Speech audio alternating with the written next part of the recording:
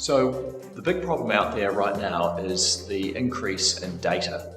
The big data expression is so widely used, but really we think of the world in two halves. We think of it as structured data, which has been well solved for many years. There are plenty of suitable databases out there to cope with masses of data. The big problem right now, though, is unstructured data. It's all of those documents that we write and then save, and then it flows on to, it's all very well to save it, but we can't find it. And just the prolific nature of documents out there on a day-to-day basis, that's what's challenging enterprises, is how the users can actually find something after they've saved it.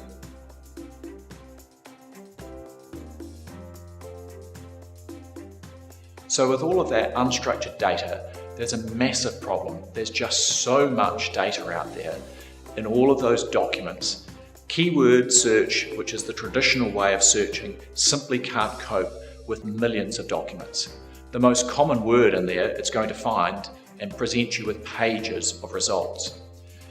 User studies and research absolutely definitively show that faceted search is the most beneficial attribute you can introduce to improve the search experience for your users.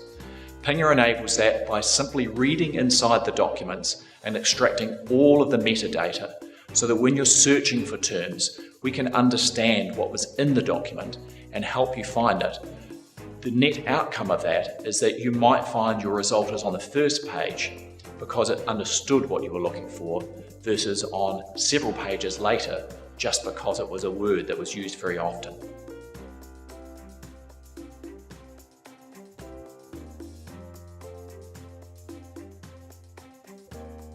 So another huge area that can improve search capability is through categorization of documents.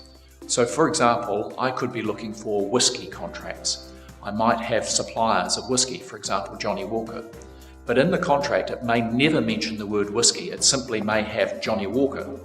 So Pingar reads those documents and recognizes that Johnny Walker is clearly a whiskey.